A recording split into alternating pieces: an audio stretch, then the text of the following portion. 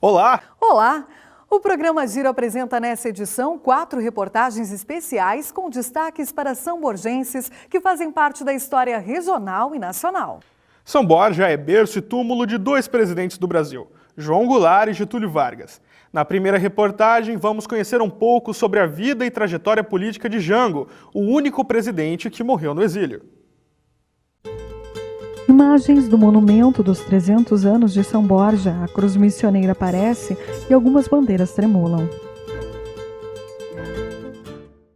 São Borja, Rio Grande do Sul, terra de presidentes marcada pela valorização do passado político. João Belchior Goulart viveu aqui boa parte da vida. Nascido em 1918, iniciou aos 29 anos a carreira pública e aos 43 se tornou presidente do país. O Memorial Casa João Goulart guarda objetos pessoais, imagens do percurso político. O acervo histórico sofre mudanças a cada 6 meses. Novas leituras sobre o passado são feitas a cada visita a este espaço, que atrai turistas de toda parte do país e até mesmo estrangeiros. Conhecido pelo sentimento nacionalista, homem do povo, algumas pessoas relembram histórias e se emocionam. Uma emoção que eles extravasam realmente aqui dentro, emoção que leva muitas pessoas às lágrimas, quando aqui se reencontram com uma história que eles fizeram parte ou que ouviram falar através de seus pais, de seus avós. Lutero foi um dos homens de confiança de Jango. Trabalhou por mais de 20 anos como contador e procurador dos bens da família Goulart. Ele viveu ao lado do cliente e amigo momentos difíceis durante o exílio. O presidente sentia aquela vontade desesperadora de vir embora. Ele era tão preocupado com a situação, porque ele estava informado do que ia acontecer com ele. Ele sabia que andavam caçando o presidente. As forças do Cone Sul, tanto da Argentina, do Uruguai e do Brasil principalmente. Muitas histórias marcaram a amizade de seu Lutero com Jango e ele se emociona ao lembrar o que viveu. Muitas recordações, né? Muita demonstração de afeto, de carinho, de solidariedade. Um autêntico gaúcho. O que eu agradeço muito. E me emociono em lembrar daqueles belos tempos em que vivemos. Após 37 anos da morte de João Goulart, no dia 13 de novembro de 2013, os restos mortais do ex-presidente foram exumados. Um pedido da família Goulart à Comissão Nacional da Verdade deu início à investigação sobre as causas da morte de Jango, que teria sofrido um ataque cardíaco em Mercedes, na Argentina. Hoje nós estamos trabalhando essa história do Jango, essa questão da exumação, tudo isso resgata aquele sentimento nacionalista do brasileiro, resgata aquela vontade de liberdade, de direitos humanos, de justiça social. Eu acho que essa é a história de Jango, uma pessoa simples, humilde, um cidadão que sai de uma cidade do interior que na época deveria ter 10 mil habitantes, 8 mil habitantes, se forma presidente do Brasil. Então é uma história bonita que deve ser resgatada, que deve ser contada. Os restos mortais de Jango retornaram a São Borja no dia 6 de dezembro de 2013. Um carro carrega o caixão de Jango enquanto a banda do Exército executa a marcha fúnebre. Mais uma vez, recebeu as homenagens na igreja em que foi velado em 76. Dentro da igreja, pessoas com os braços erguidos e aplaudindo exaltam Jango. Assim como Jango, Getúlio Vargas escreveu o nome na história. Acompanhe agora as homenagens aos 60 anos de morte do ex-presidente. A história está eternizada em São Borja através de praças, ruas e monumentos. E a lembrança do mais ilustre filho dessa terra está mais viva do que nunca na memória de todos os brasileiros. Getúlio Vargas nasceu em São Borja no dia 19 de abril de 1882. Aos 24 anos, se formou bacharel em Direito em Porto Alegre. Mas foi ao retornar para sua terra natal para trabalhar como advogado que a trajetória na política teve início. Quando se formou, veio advogar em São Borja, em 1911, ele foi chamado, então, para ser deputado estadual. E o Getúlio foi, então, recém-casado, abandonou a banca de advocacia e foi ser deputado estadual. Foi aí que ele começou toda a carreira política. Getúlio se tornou presidente pela primeira vez através da Revolução de 30. Muitas mudanças vieram durante o governo dele, como a instituição do salário mínimo e o voto, que se tornou secreto e obrigatório para homens e, pela primeira vez na história do país, também para as mulheres. 1930 é que alguns têm chamado de marco civilizatório na história brasileira. A chamada Revolução de 30, ou o movimento de 1930, eles são importantíssimos para reconfigurar a história nacional e sobretudo, pelas conquistas que os trabalhadores tiveram a partir de 1930, pela criação do Ministério do Trabalho e principalmente em torno da legislação trabalhista e da legislação previdenciária. Ao todo, foram mais de 15 anos de uma presidência que divide opiniões. Getúlio Vargas foi um ditador e um presidente democrático, mas o que não deixa dúvida são os feitos deste governo que resistem até hoje.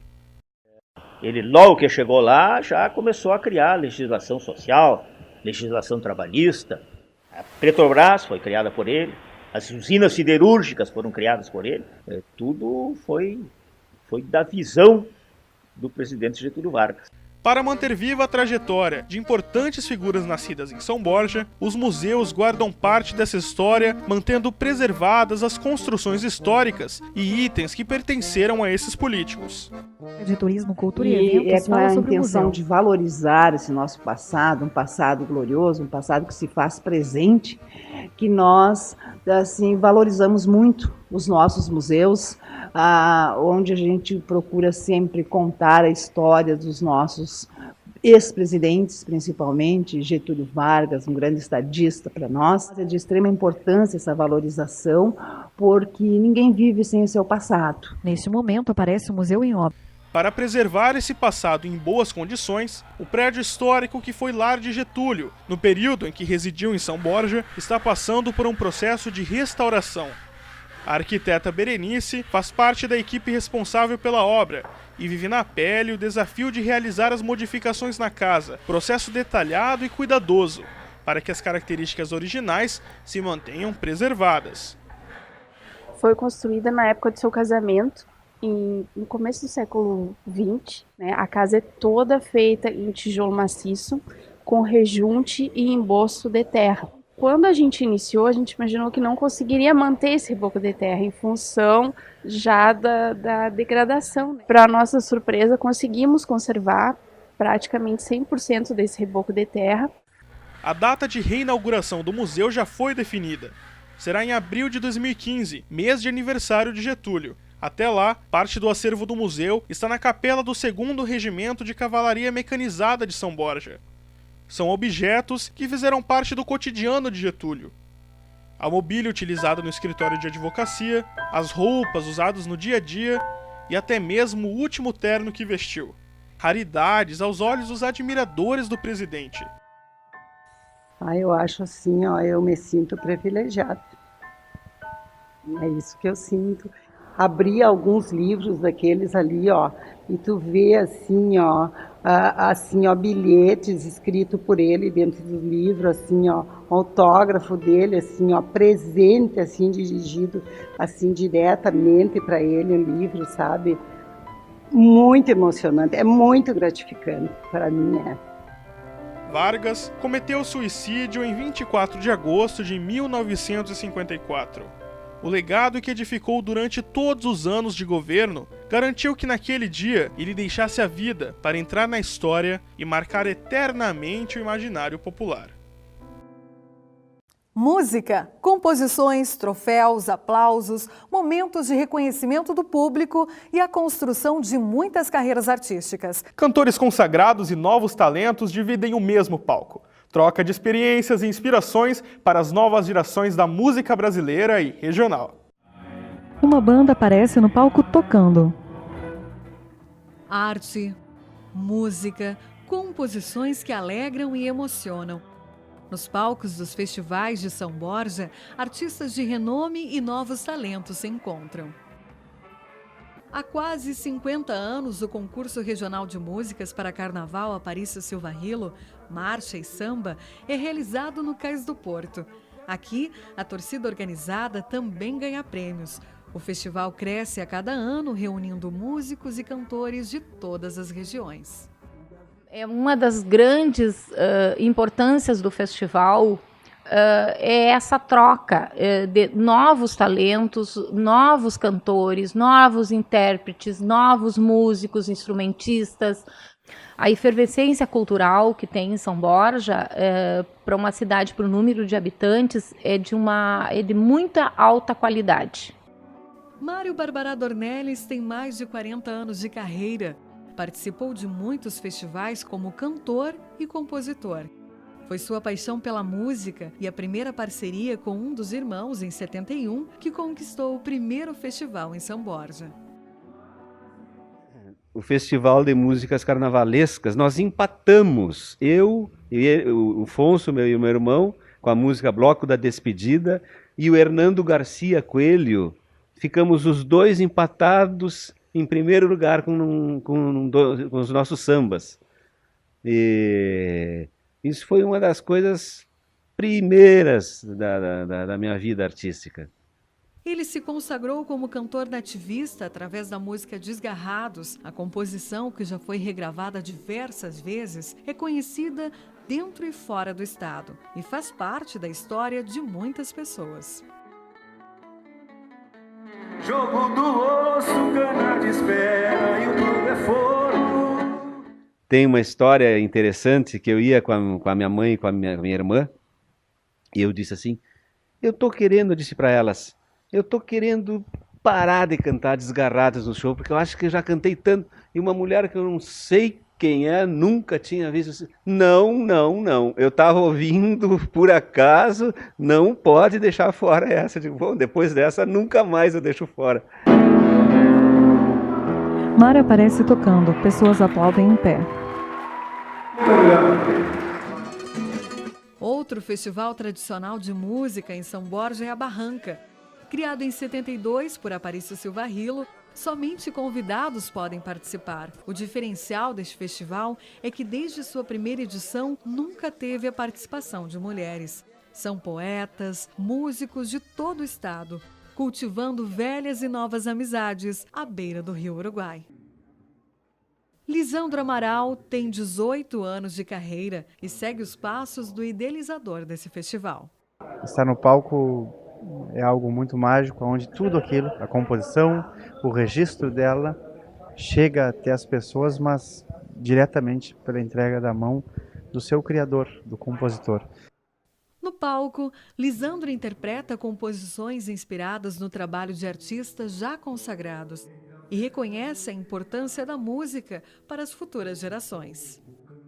Como o Aparício Silva Rilo escreveu em São Borja, a sua história demarcou seu nome, eu quero que o meu nome possa se apagar nessa caminhada, mas que tudo que eu faça nessa cidade, educando os meus filhos e morando no lugar onde eu moro, que tudo que eu faço nessa cidade fiquem para as próximas gerações.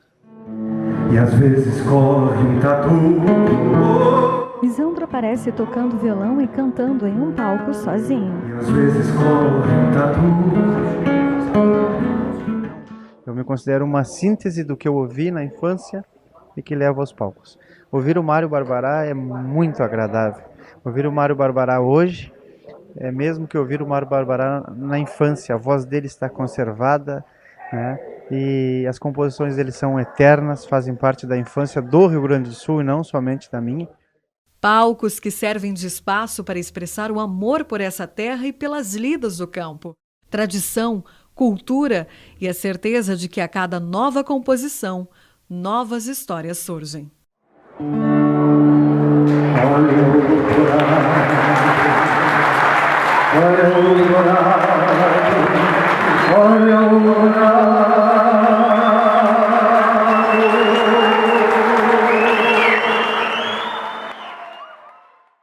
Nos palcos dos festivais, as canções retratam as façanhas dessa terra missioneira e fronteiriça, mas outras artes também ganham destaque por aqui.